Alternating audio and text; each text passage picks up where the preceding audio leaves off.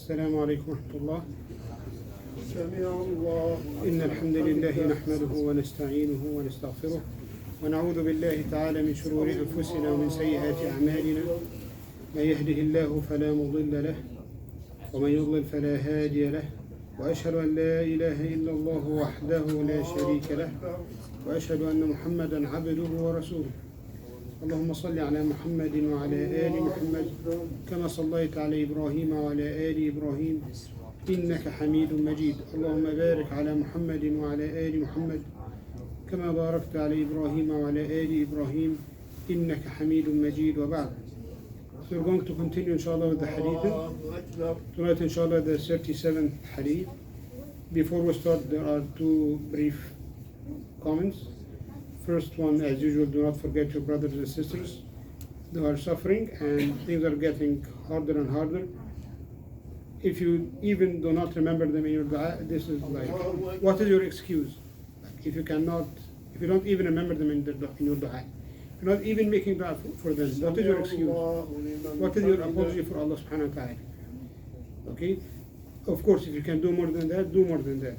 But, the least that you can do is make dua. The least you can do is that, defend them. If there are some fallacies being said, refute it. At least, as to your ability, right? But just do not forget about them. This is number one. Number two, my brother, he asked me last time about why the sutra is not mandatory. Okay?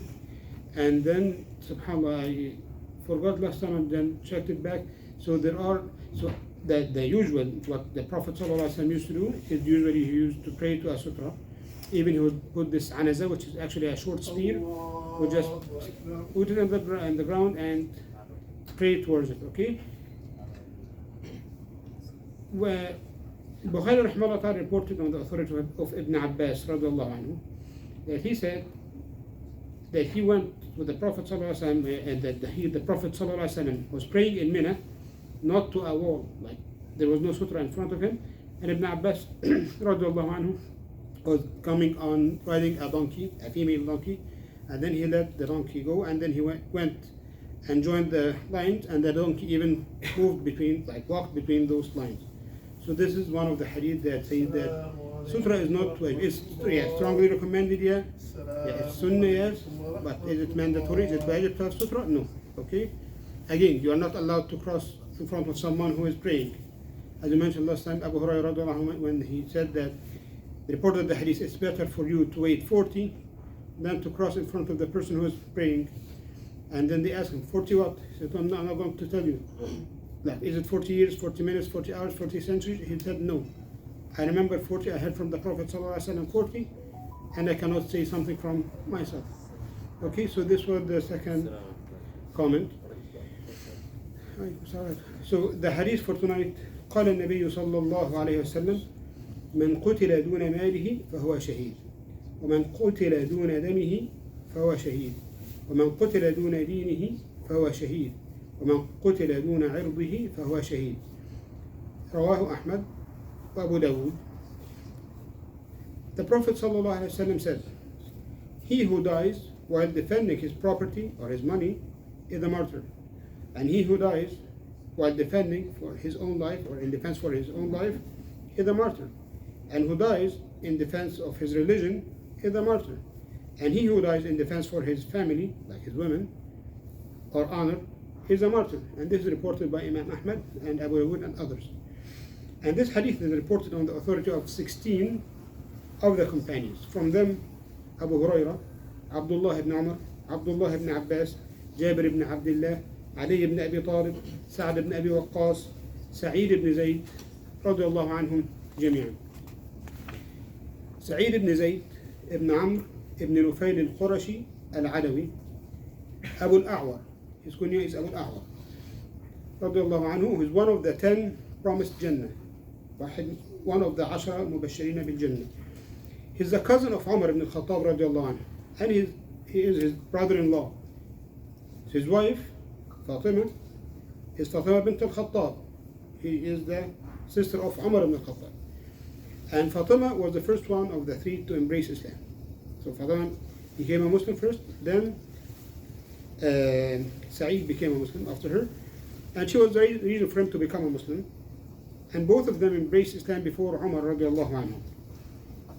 And even before the Prophet ﷺ went to the house of Al-Arqam, when they used to gather at the house of Al-Arqam ibn Abi Al-Arqam, it was like the first school, or first madrasa. So they embraced Islam very early. And he was one of those early immigrants. And by the way, when I mentioned his cousin, the cousin of Umar ibn Khattab, he's his direct cousin.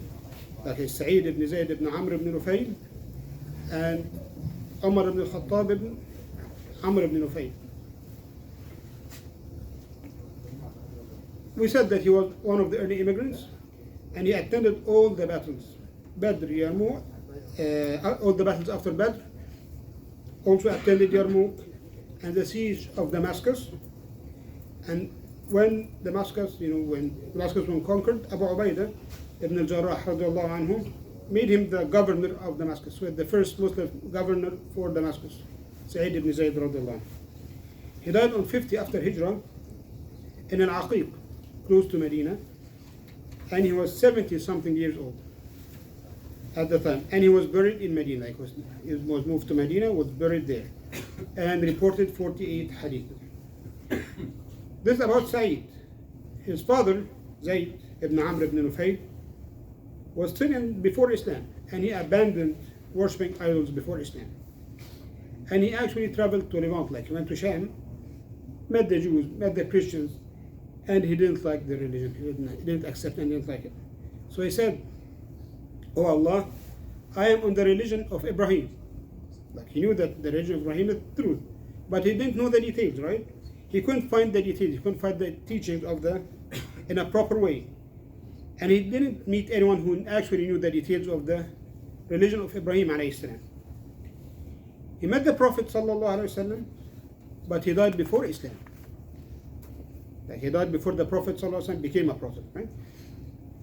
Asma bint Abi Bakr radiallahu anha said, "I saw Zayd ibn Amr standing while resting his back to the Kaaba and saying, 'O people of Quraysh, by Allah, none of you is following the religion of Ibrahim except for me.' And he used to prevent them from killing, in Ma'uda, when they used to kill the young girls, he used to prevent them from doing that.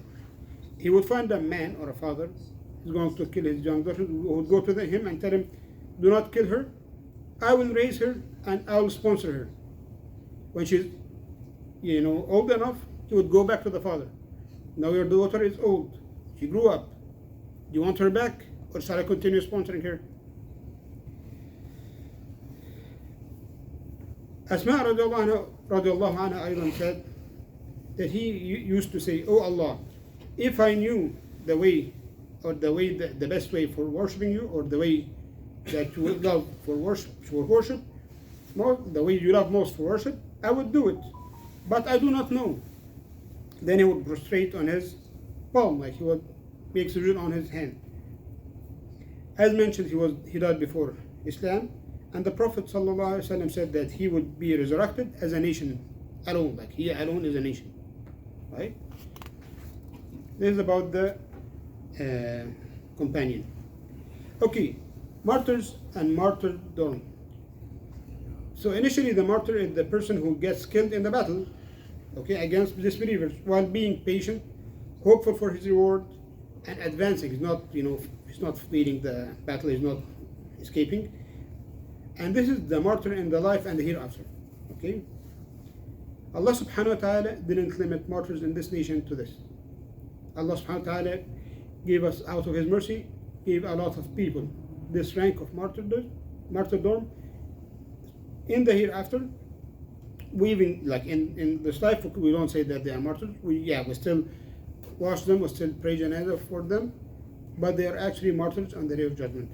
From them, a person who dies in plague, if there is ta'un, and a person dies from this ta'un, he's a martyr. A person who dies of abdominal sickness, like you call it, he got cancer in his stomach, cancer in his intestine, pancreas, things like that. Any illness or sickness that in the abdomen that would kill the person, this is a form that this person is a martyr.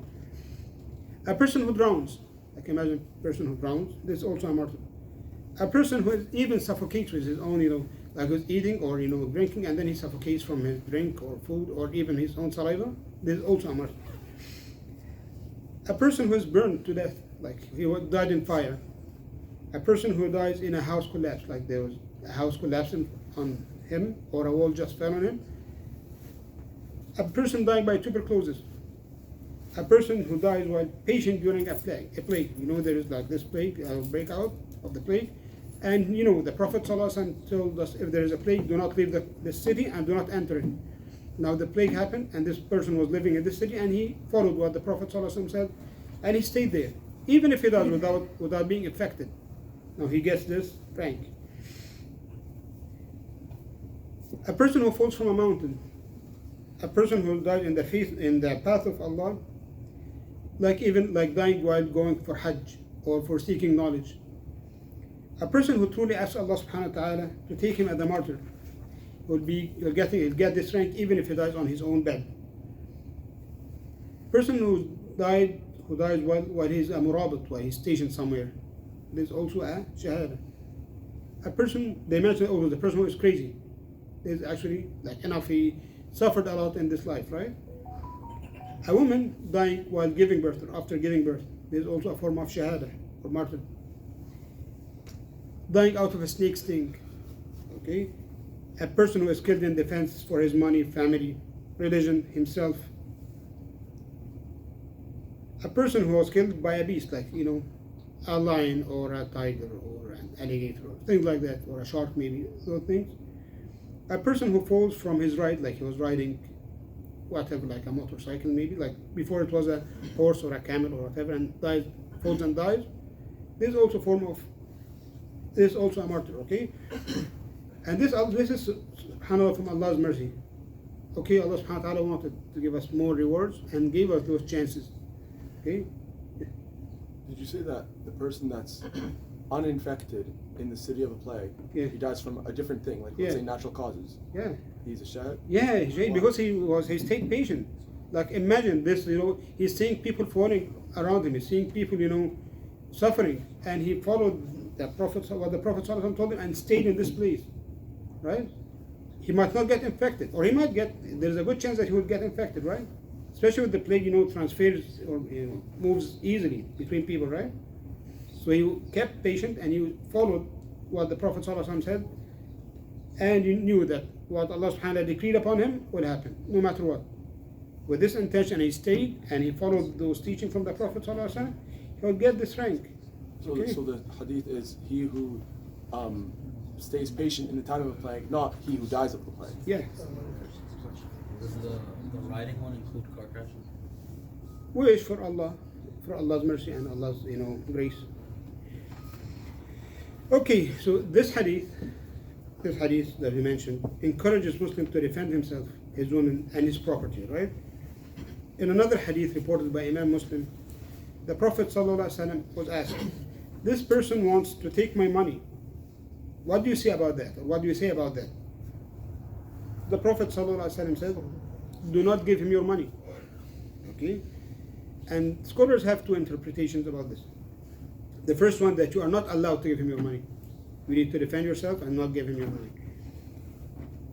As long as you can do, and as long as he's asking it by assault, like he's assaulting you, or maybe holding you at a knife, with a knife or something like that, or a gunpoint, then you have to fight back. This is the first opinion, okay? The second opinion, that means that you do not have to give him your money. Okay? If you fight back and you're killed, you're a martyr.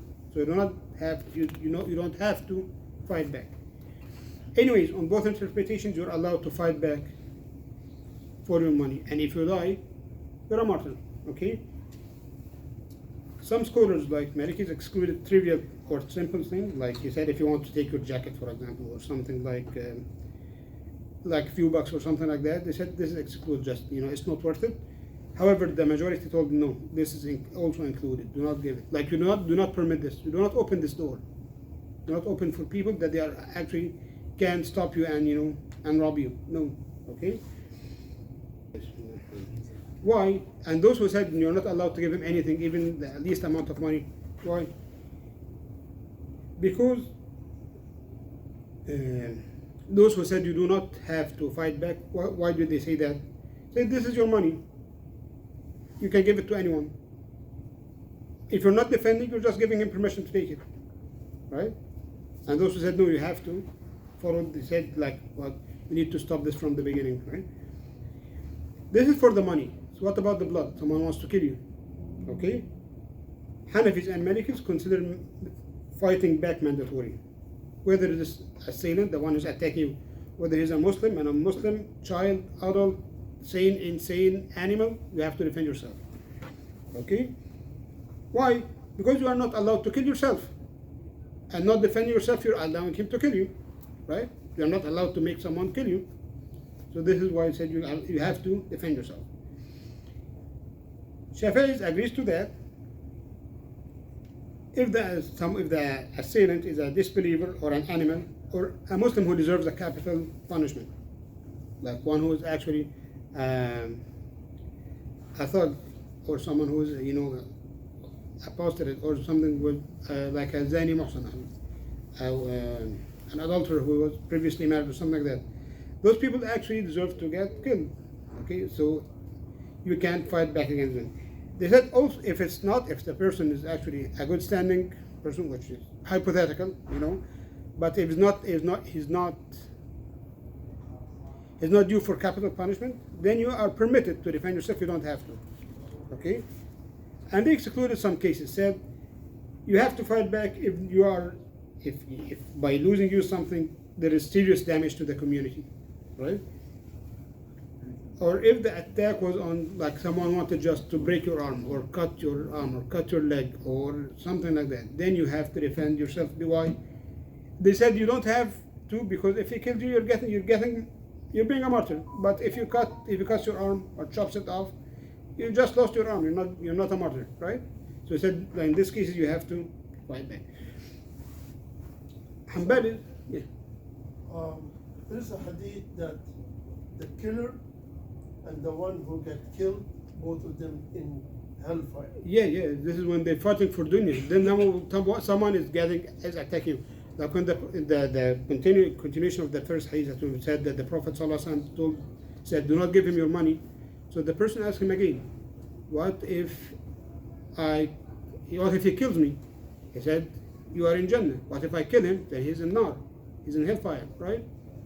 So that's different than That's somebody retaliating on another person and the other person starts fighting and both of them, they're killing each other. Yeah, this is a different story. I'm talking about someone who's actually, assaulting someone to kill him or take his money or rape his wife or something like that. Okay? Like, I know what you're saying, like someone who is... Yeah, this is in terms of fitna or time for fighting for dunya, right? Especially if they think for fighting for dunya, right?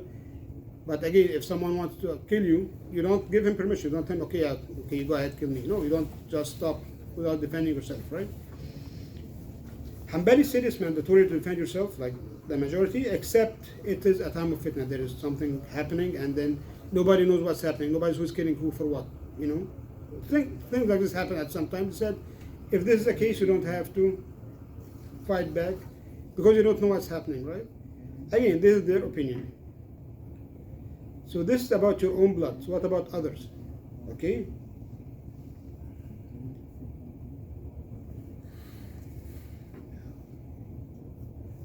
Again, Hanafis and Malikis said that it's mandatory. Of course, if you can defend others, you should defend them. If the other person is a Muslim or a protected disbeliever, right? Shafi'i said it's the same ruling. If it's as defending yourself. If the attacker is a non-Muslim or an animal or someone who deserves capital punishment, then you have to defend. If not, not. Okay? Of course, when we say that you have to defend, and they said if you are the police, you have to defend them. If you are the government, you have to defend the others, right? But then say, okay, I don't have to know. This is your job now. If you are the government, if you are the governor, if you are the police, you have to defend the others. You don't just let someone, kill other one and say, okay, it's not killing me, I'm not going to interfere. No, it's your job now to interfere and protect this other person. Did they have a type of like police officer in the time of the Prophet or the time of the Khalifa? Yeah, they okay. You don't, it's not necessarily by the exact same formulation or the exact same way, but there's always people who keep peace, and everywhere. They were just the Muslims, right? Yeah, There wasn't like a special position within the like, you know. Yeah, there are people who are keeping peace. There are people who just monitoring markets and stopping people from cheating. I think there's something normal. There's something in any country, in any place. Okay, like this. Remember we mentioned Qais ibn Sa'd ibn Ubadah like 3-4 classes ago, and I mentioned that during Fath Makkah his position from the Prophet ﷺ was the same as the chief of police to the Khulafa or to the kings. So yeah, of course you need someone who keeps keeps people in order.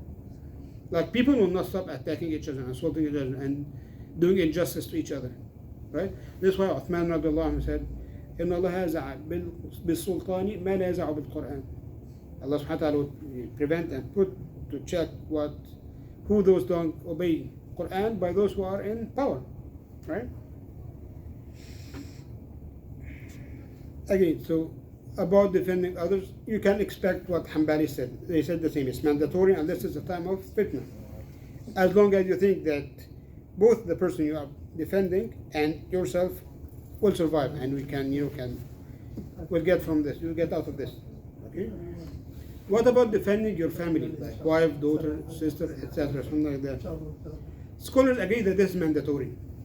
Okay, it's even mandatory to defend others. Like if you see another woman being raped, you need to do something.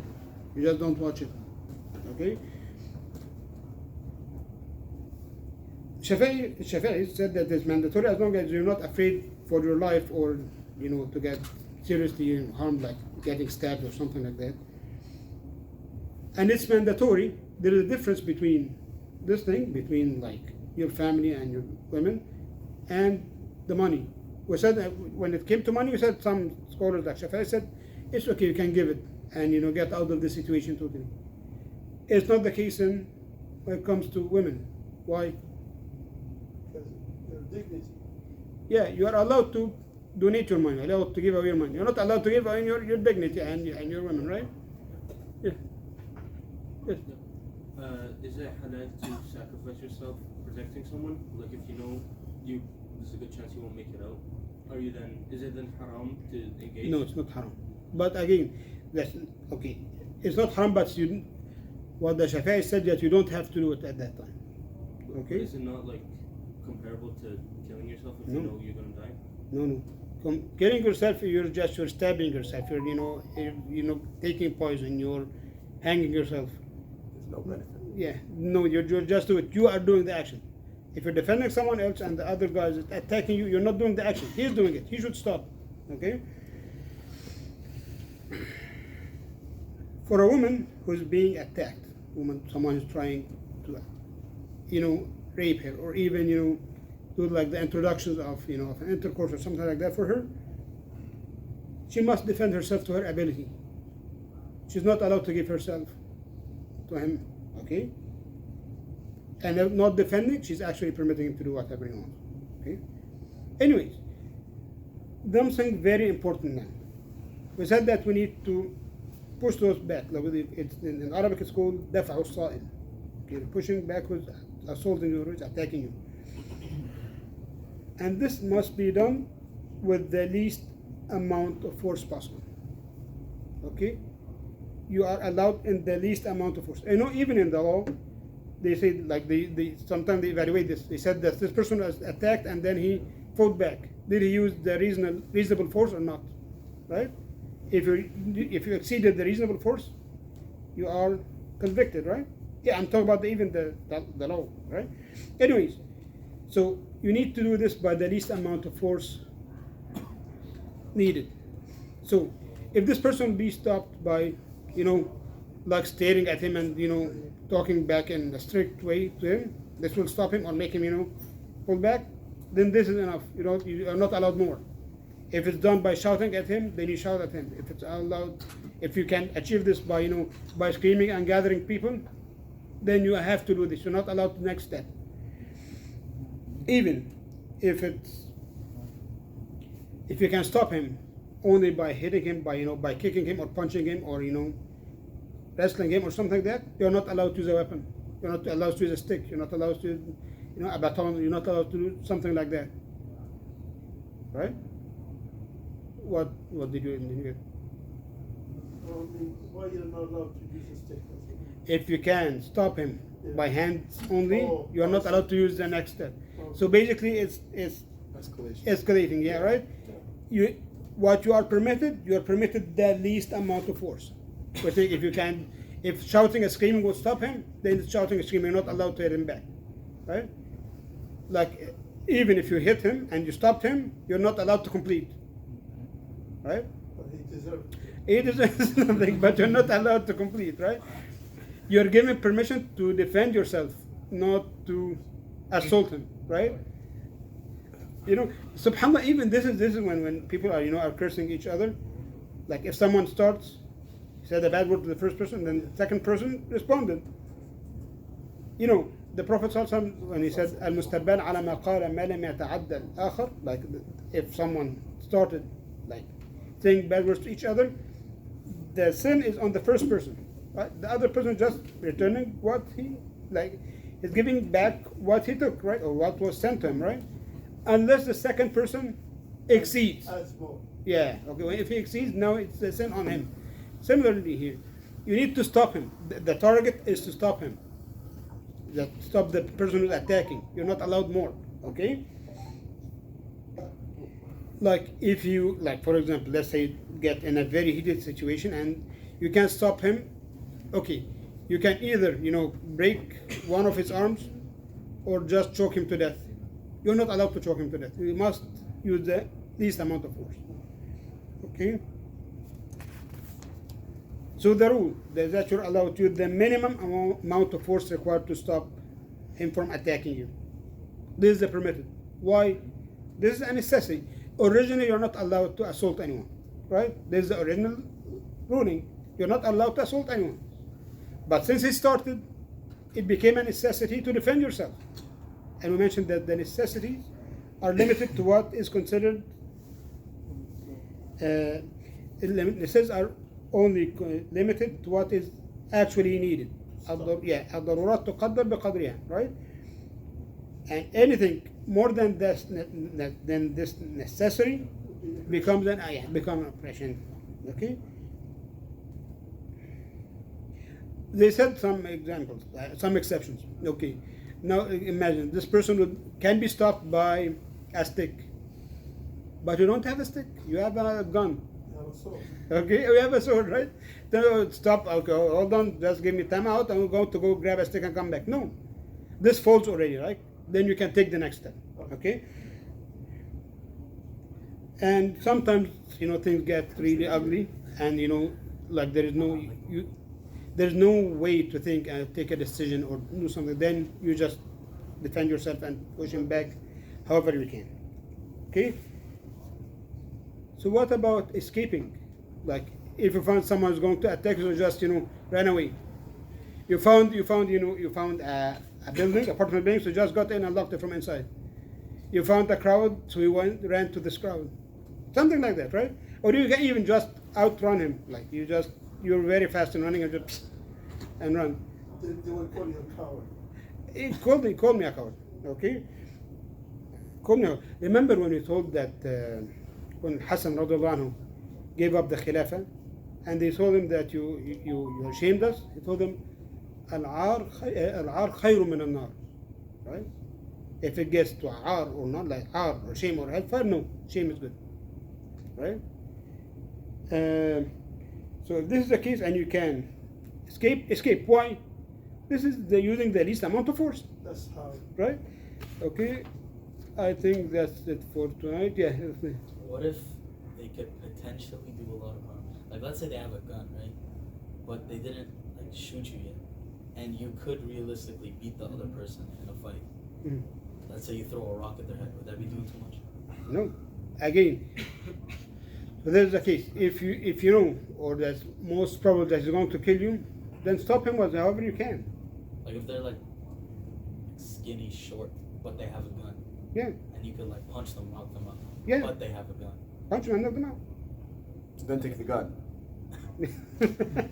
Ghanima. Yeah, then you're not, then you're not allowed to take the gun and shoot him, for example, in his leg or something like that. No, you're not allowed to do that. Again, you're allowed to use the minimum amount of force to stop him. This might be much, like, okay, in a situation, subhanAllah, ask Allah subhanahu wa ta'ala that you don't get in this situation at all. But in a situation, it might be the least amount of force is that you choke him and break both his arms and legs. But not kill him, right?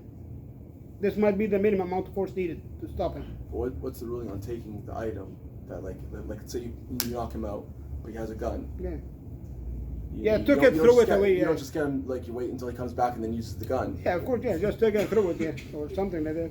Or take it and give it But to it's the his authority belonging. or something like that. But you don't take it, okay, and then check how many bullets and then shoot him back. Or even take it and see that there are 6 bullets and then shoot them to the side or something, just to make sure that he doesn't have any more bullets. Yeah. Something like that. But you're not allowed to, like, again, if someone wants to steal you, you're not allowed to beat him up and just take his, steal him and take him clothes and make him go home naked. No, you're not allowed to do that. You just want to stop him. Okay? Again, so this is the balance. You need to defend yourself, but you do not need, you must not assault the other. You must not oppress the others. Okay? Yes, brother. Yeah, my question is like, suppose in a situation, I can use the least amount of force to defend myself, but if I know if I leave this guy and he is going to kill many other people, like something like that, what should I do with that? Okay, I so mean, he can create more harm to the society. yeah, okay. So it might be something that you can, for example, the least amount of force might be that for example, knock him out and call the police. Tie him and call the police, right? You don't go like, you're not a vigilante, right? No. You just after it, you're just defending yourself and everybody should, like, this is not your job, right? There are people who are getting paid to do this job, right? But defend yourself, report it. Defend yourself and hand him to the police. In the situation of war, this is But by the way, the police might charge you in this case, right? They say, oh, why did you tie him up, right? That's right. Right? Then they will charge you. Why? Because you exceeded what is permitted for you. in a situation of war, Yeah. does this apply? War, No. war with fighting, and it's war. Like, people kill each other. They don't go for the. Internal violence and those kind of. Sorry. There is sometimes not war but internal conflicts and. Okay, internal conflicts. This is okay. This is ugly, and this is some serious. Okay, sometimes when things are not clear, avoid it. Avoid just things like this. If there is conflict and you don't know what's happening, no, go stay in your room and lock your door, and don't come out till things calm down. You don't know what's happening, right? But sometimes you know that this is, for example, this is the right group, and these people are actually oppressing or trying to throw out those people, or oh yeah, they're retaliate, or even you're going to assault them for a reason or two, right? No, you are now you're allowed to defend with this. With people that that are right? You're allowed to do this. Like when the hadith in the إذا التقى المسلمان بسيفهما, like if two Muslims face each other with their swords, and then the killer and the killed are in hellfire. This is not in every case. Like Allah subhanahu wa ta'ala. الله ينور عليك. اقتتلوا فاصلحوا بينهم فإن بغت إحداهما على الأخرى فقاتلوا التي تبغي حتى تفيء إلى أمر الله. الله يرضى عنك. فإن فات فأصلحوا بينهم. But this is what I'm talking about. So the first thing, you need to make sure that you get in between them and you make them Of course, peace. yeah. But if that doesn't work, you're gonna go With the right party, yeah. the other one, No. yeah, and fight with them. Yeah. So this is not included what Rasulullah sallallahu alaihi wasallam mentioned. No. So if there are two Muslim brothers fighting, both of them in a hellfire, and they try to kill each other. Yeah, this is when they're fighting for dunya, right? Yeah. But fighting for it, like subhanAllah, imagine those ayahs that you mentioned, Allah subhanahu wa ta'ala mentioned that both parties are mu'mineen. Yes. Okay, which is generally speaking a praise word. Like you don't say a mu'min without when you see someone is a mu'min, this is praise for him, right? Yeah, they are mu'mins. They made a mistake, but they're still mu'mins, and they're still your brothers, right? Then you are allowed to fight them, but now you're fighting them to stop them, not to kill them. Okay? Fight is a fight, Sheikh. I know. When you go No. to the battle No. and you try to I know. fight, What? it's a killing. Yeah, it's a killing. Yeah. But now they surrender. You beat them. You're not allowed to just go on. That's a different story. Okay, that's a different. Yeah. Okay, they're not like an actual war between like believers and disbelievers, right? Okay, yes, brother. He said. I have a question. Like, say for example, if my friend or relative asks for money and I lend them, and we Yeah. have a contract sort of thing. Okay, after 6 months or 1 year, I'm going to pay out. Mhm. It's more than 6 months now or 1 year, Mhm. and if he or she or friend or relative is not going to pay, Mhm. is not going to give it back, and even I'm in a hurry and I need some money because Mhm. of my name somewhere. In this condition, what should be done? Because their conflict is going to be, the friendship is going to be broken. There will be a differences even in the relatives. Okay. First of all, you need to ask for your money back, and then see the people who can mediate things like that. If you have some elderly people in the family or in the the community, get them involved. Things like that, because it's your right at the end of the day, right? But if this person is actually can't find money, doesn't have the money, wait. Okay, as Hadith said, when كان ذو عسرة فنظرة إلى ميسرة. If his children money cannot pay you back, then wait, right? Till things get good with them, right? Okay, in case he is capable of returning money, he is doing all his work Yeah. related to money whatsoever, but he is not repaying you, then Yeah, take that. Okay, again, these things should be done in an escalating order. First, talk with them, then get those people involved. People who can mediate. Then, if this thing goes really ugly and not paying you, scandalize him. Yeah, say that this person took money from me, is not paying it back. Please, nobody deal with him. Nobody lend him money. Nobody buy from him. Things like that. Right?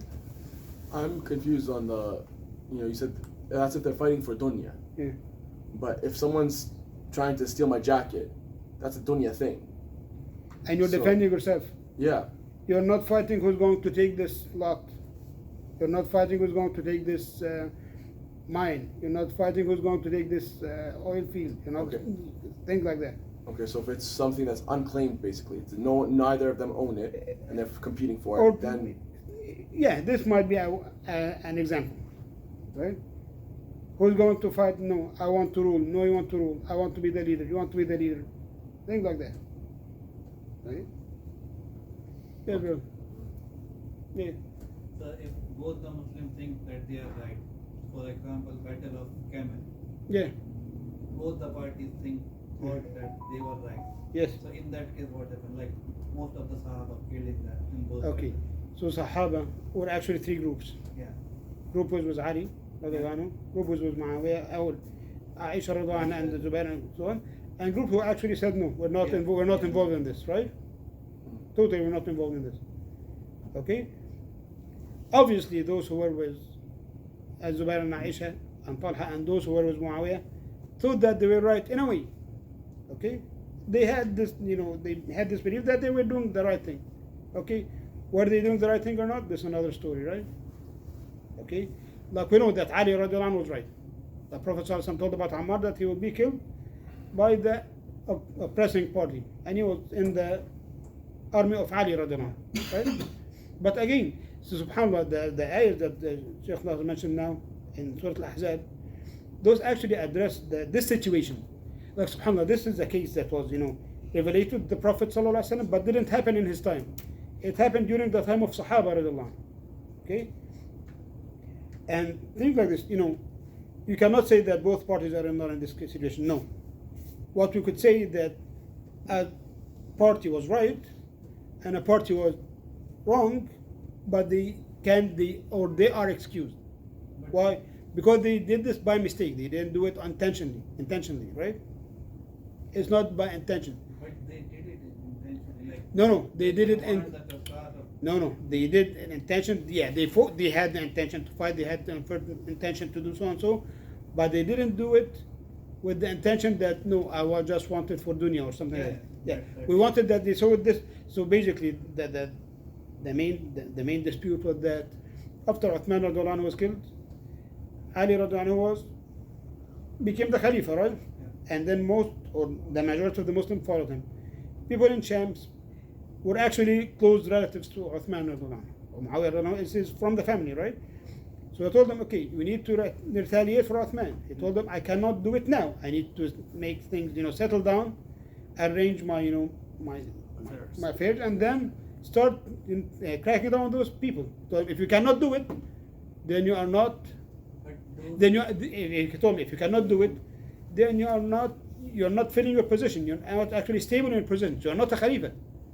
Okay, hold on. So both points. So to Ali Radhan told him, no, I'm the Khalifa, and you need to get in line. You need to obey, right? So that's why it happened, right? Okay. So yeah, no. Ask the question. Ask the question that you had. So both the parties have knowledgeable Sahabas. Yeah. And all the Sahabas, like Aisha radiallahu anha, had 13,000 people fighting Yeah. with her. And same goes for Ali radiallahu anhu. He has like 27 or something like Yeah. 1,000. So both has knowledgeable Sahaba. And Ali radiallahu anhu itself is Babul Ilm. That Yeah.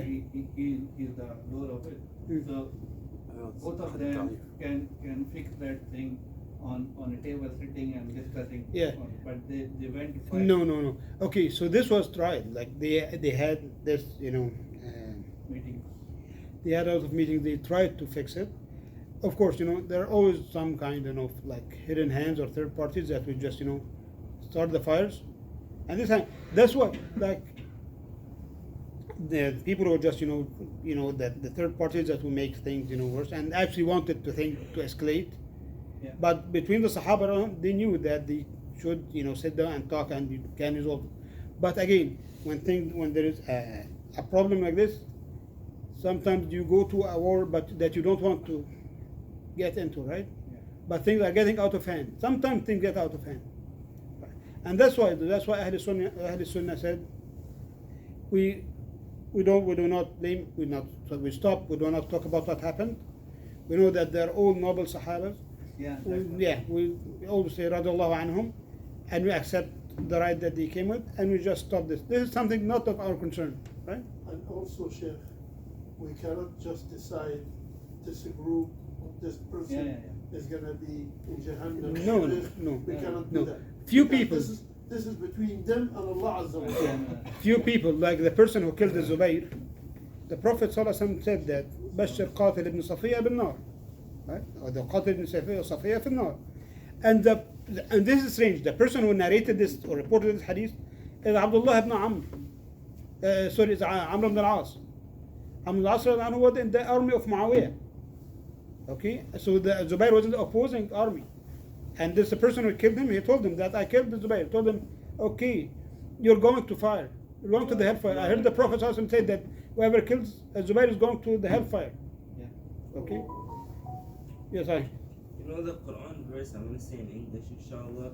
But when you enter the houses, greet one another with a greeting from Allah, blessed and good. Does that mean like all the houses or just your own house? Okay, we're going to Because I was conclude gonna and I'm say- going to discuss with you because this is Because I was totally gonna off topic. also Hold say, on, like- hold on. This is off topic. We're going to conclude. The people don't need to stay for that and we can discuss it. Okay? Any other questions, topic related? I just have a comment on the Ali Bab al-Ilm wa have you. That's Okay, it. That's okay. the Let's conclude and you can fight together. We're good. Okay. جزاكم الله خيرا وصلى الله وسلم على نبينا محمد وعلى اله وصحبه وسلم تسليما كثيرا الحمد لله رب العالمين.